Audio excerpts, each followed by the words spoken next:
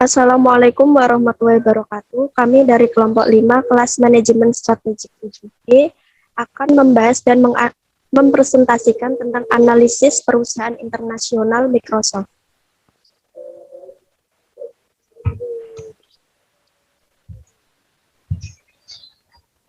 Anggota kelompok 5 ada yang pertama Indah Wayu Faulida dengan NIM 2018 11398, Amelia Wahyuning Tias dengan NIM 2018 11399, Sofia Nur Pratiwi dengan NIM 2018 11406, Uswatun Hasanah dengan NIM 2018 11420, Seharia Primelina 2018 11425, dan Durotun Nafisa dengan NIM 2018 11455.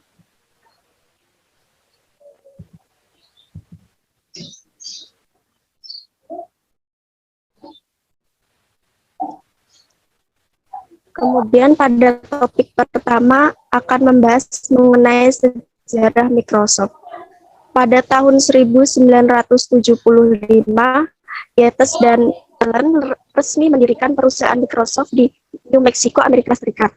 Di tahun 1976 sampai 1977, Gates mendaftarkan Microsoft ke Sekretaris Negara bagian New Mexico pada 26 November 1976. Di Agustus tahun 1977, Microsoft membangun kantor internasional pertamanya di Jepang bernama SGE Microsoft. Di tahun 1979, Gates dan Allen memutuskan pindah ke Amerika Serikat untuk mendirikan kantor pusat pertama Microsoft. Di tahun 1980, Microsoft memasuki bisnis sistem operasi dengan menciptakan versi Unix. Di tahun yang sama, International Business Machines Corporation atau IBM meminta Microsoft memproduksi software atau sistem operasi untuk perangkat IBM personal komputer. Di tahun 1984 sampai 1994, Microsoft meluncurkan Microsoft Windows di sebuah ekstensi grafis untuk Microsoft DOS pada tanggal 20 November 1995. Di tahun 1995 sampai 2005, Microsoft mulai merancang ulang penawarannya dan memperluas jajaran dan World Wide Web. Perusahaan ini merilis Windows 95 pada 24 Agustus 1995. Di tahun 2006, Microsoft merilis Windows Vista Muka pengguna baru yang dijuluki Aero dan Microsoft Office 2007 yang menampilkan antarmuka pengguna ribbon yang menjadi perubahan terbesar di versi sebelumnya. Sampai sekarang, Microsoft melakukan pencitraan ulang seluruh jajaran produknya antara tahun 2011 sampai dengan 2012. Windows 8 diperkenalkan pada tahun 2012. Kemudian versi terbaru Windows 10 meluncur pada tahun 2015. Logo produk, layanan, dan situs web diperbarui dengan fitur bahasa desain Metro.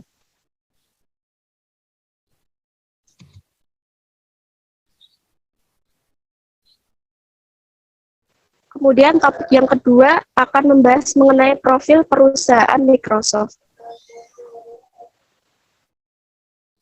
Dengan logo tersebut dapat dijelaskan bahwa nama perusahaannya yaitu Microsoft Corporation didirikan di New Mexico pada tanggal 4 April 1975. Pendiri perusahaan berkantor pusat di Amerika Serikat. Situs web dan nomor telepon bisa dilihat dan dibaca. Kemudian di inovasi, dominasi, variasi, dan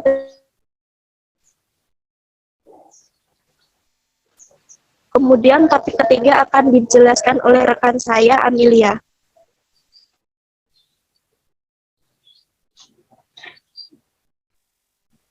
Topik ketiga yaitu visi perusahaan Microsoft.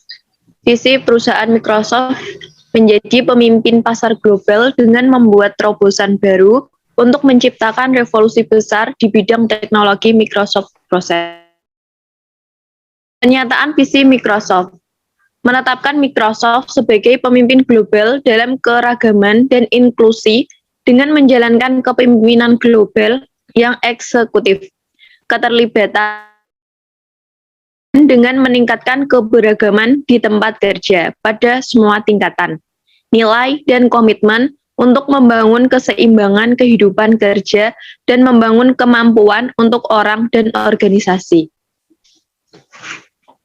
Misi perusahaan Microsoft. Yang pertama yaitu memberikan layanan terbaik dengan guna menjaga hubungan baik. Yang kedua, dengan memberikan kemudahan dan kenyamanan bagi para penggunanya atau menciptakan lingkungan antarmuka. Yang ketiga, merekrut karyawan pekerja keras yang memiliki pengetahuan dan keterampilan pemrograman. Yang keempat, menetapkan standar instruksi untuk menjadi pemimpin industri. Yang kelima, membuat produk yang berkualitas dengan harga yang murah. Pernyataan misi Microsoft. Microsoft berusaha untuk memahami dan menggabungkan perbedaan setiap karyawan sehingga kita dapat membangun tempat multikultural terbesar di industri teknologi dan mencerminkan keanekaragaman tumbuh dan masuknya komunitas kita di pasar global. Selanjutnya akan disampaikan oleh Mbak Sofi.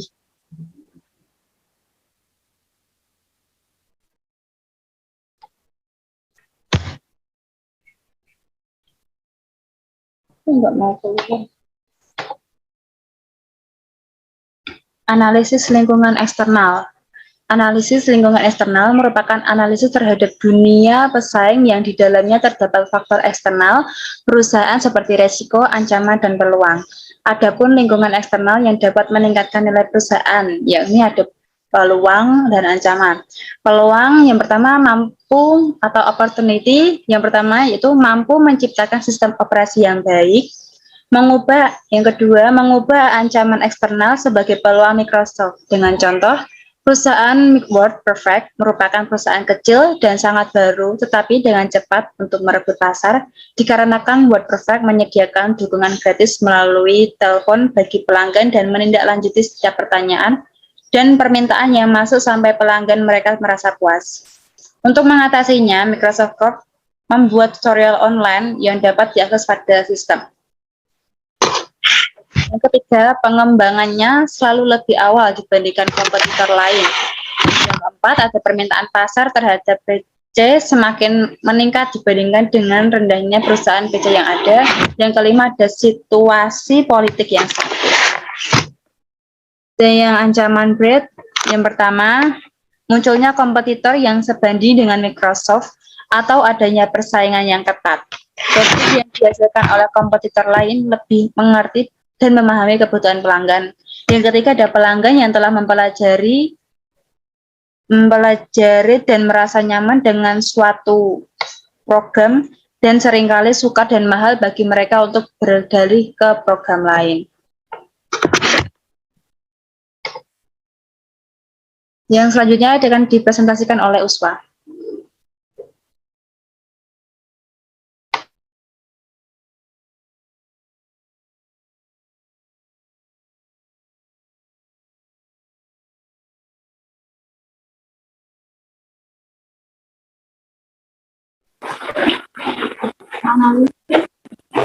Analisis lingkungan internal. Analisis internal atau analisis organisasi dilakukan untuk mengetahui faktor-faktor strategis internal, yaitu kekuatan atau strength, dan kelemahan atau weaknesses yang memungkinkan perusahaan untuk mengambil keuntungan dari peluang atau opportunities sambil menghindari ancaman atau threat. Pendekatan berbasis sumber daya atau research-based approach RBA untuk analisis organisasi merupakan metode untuk menganalisis dan mengidentifikasi keunggulan strategis suatu perusahaan yang didasarkan pada tinjauan terhadap kombinasi dari aset, berwujud dan tak berwujud, keahlian, kapabilitas yang spesial sebagai suatu organisasi. Analisis lingkungan internal yang dimiliki Microsoft Corporation ada dua, yaitu kekuatan atau strength. Yang pertama ada situasi kerja yang santai, produktivitas, karyawan tinggi. Yang kedua ada memiliki para pemrograman terbaik. Yang ketiga mempunyai modal besar. Yang keempat memiliki komunikasi terbuka setiap orang yang dihubungkan dengan jaringan elektronik sebagai alat komunikasi.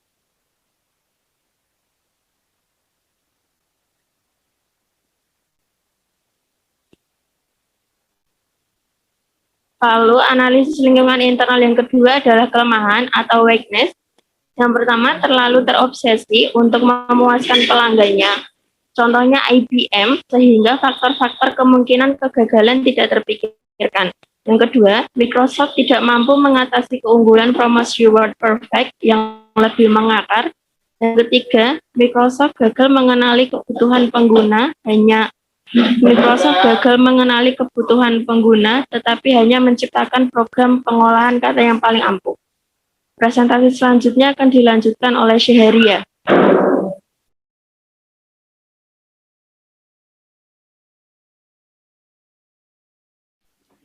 Analisis berikutnya yaitu analisis SWOT Microsoft.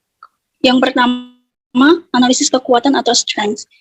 Yang pertama, merek terkenal. Microsoft Corporation atau Microsoft adalah penyedia produk dan layanan perangkat lunak dan perangkat keras terkemuka. Yang kedua, perusahaan yang berteknologi maju. Microsoft dikenal sebagai katalisator di dunia teknologi, mengutamakan inovasi dan optimalisasi melalui kegiatan penelitian dan pengembangan yang kuat. Yang ketiga, portofolio produk. Microsoft menawarkan berbagai rangkaian lengkap solusi perangkat lunak, layanan, dan perangkat keras di berbagai kelas pelanggan yang memungkinkan untuk menikmati posisi pasar sistem distribusi yang luas. Microsoft memasarkan dan mendistribusikan produknya melalui 3 saluran utama, yaitu OEM atau Organisasi Equipment Manufacturer, distributor dan pengecer, dan online melalui toko virtual dan e-commerce. Yang kelima yaitu OS atau kekuatan utama Microsoft yaitu sistem operasinya.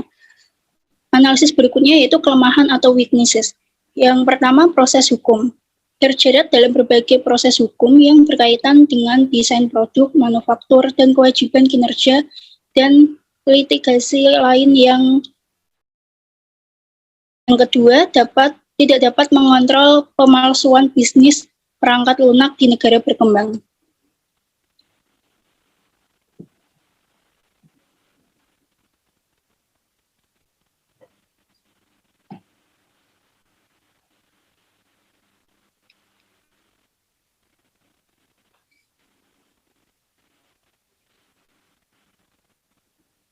Analisis berikutnya yang pertama, mampu menciptakan sistem operasi yang sangat baik. Yang kedua, mengubah ancaman eksternal sebagai peluang Microsoft. Yang ketiga, pengembangannya melalui lebih awal dibandingkan dengan kompetitor lain. Yang keempat, permintaan pasar terhadap PC semakin meningkat dibandingkan dengan rendahnya perusahaan PC yang ada.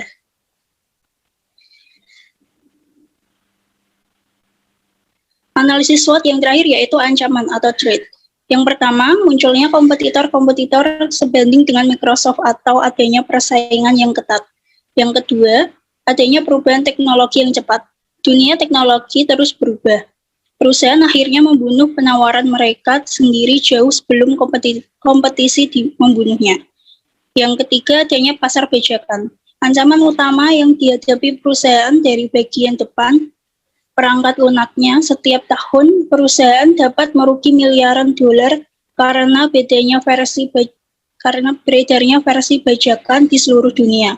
Microsoft kehilangan sejumlah besar pendapatan karena tingkat pembajakan 30% atau lebih di beberapa negara.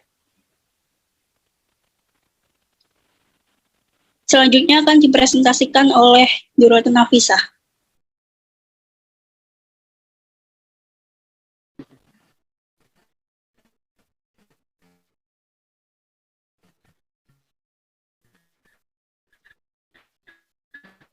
Analisis implementasi. Yang pertama, mengorganisasi sama pentingnya. Bagikan dua sisi. Pada dasarnya, terdapat 3 hal yang perlu dilakukan dalam mengimplementasikan strategi, yaitu mengembangkan program, menyusun anggaran atau operating prosedur atau SOP. Di samping itu, untuk dapat mengorganisasikan tindakan, diperlukan suatu struktur organisasi yang tepat dan sesuai dengan strategi yang akan diimplementasikan. Implementasi strategi yaitu proses di mana strategi dan kebijakan perusahaan dilaksanakan melalui pengembangan. Yang selanjutnya adalah penyusunan staff dan pengarahan atau staffing and directing. Implementasi strategi selanjutnya adalah penyusunan staff atau staffing dan pengarahan atau directing atau leading terhadap sumber daya manusia dalam rangka mengimplementasikan strategi.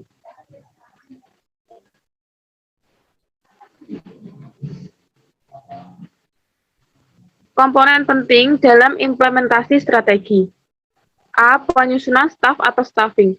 Jika Microsoft akan mengimplementasikan strategi pertumbuhannya sebagaimana yang telah dijelaskan pada strategi pertumbuhan, maka Microsoft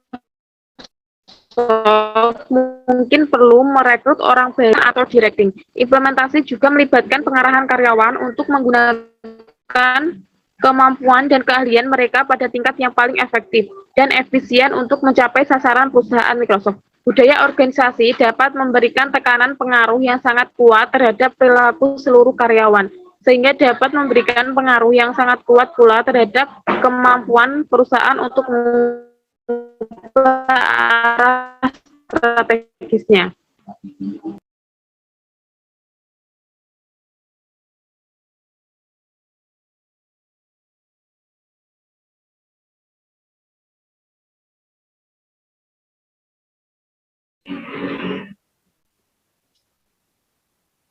Kesimpulan dan saran. Kesimpulan, Microsoft adalah sebuah perusahaan multinasional dan Amerika Serikat yang mengembangkan, membuat, memberi lisensi, dan mendukung beragam produk dan jasa terkait dengan komputer. Perusahaan ini didirikan oleh Bill Gates dan Paul Allen. Microsoft resmi berdiri pada 4 April 1975, berkantor pusat di Redmond, Washington, Amerika Serikat. Perusahaan ini menjadi pembuat perangkat lunak terbesar di dunia. Visi dari perusahaan Microsoft yaitu menjadi pemimpin pasar global dengan membuat terobosan baru untuk menciptakan revolusi besar di bidang teknologi global dalam keragaman dan inklusi dan dengan menjalankan kepemimpinan global yang eksekutif, keterlibatan, dan akuntabilitas, dan dengan meningkatkan keberagaman di tempat kerja pada semua tingkatan, nilai, dan komitmen untuk membangun keseimbangan kehidupan kerja dan membangun kemampuan untuk orang-orang dan organisasi. Misi perusahaan Microsoft yaitu memberikan layanan terbaik dengan memenuhi keinginan pelanggan guna menjaga hubungan baik, menciptakan suatu layanan dengan memberikan kemudahan dan kenyamanan bagi para penggunanya, atau menciptakan lingkungan antarmuka. Analisis lingkungan eksternal merupakan analisis terhadap dunia persaingan yang di dalamnya terdapat faktor eksternal perusahaan seperti risiko, ancaman, dan peluang.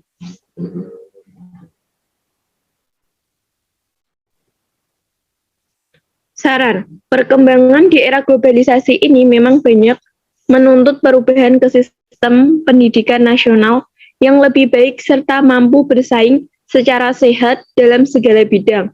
Salah satunya ilmu komputer yang harus dilakukan agar tidak semakin ketinggalan dalam meningkatkan kualitas pendidikannya.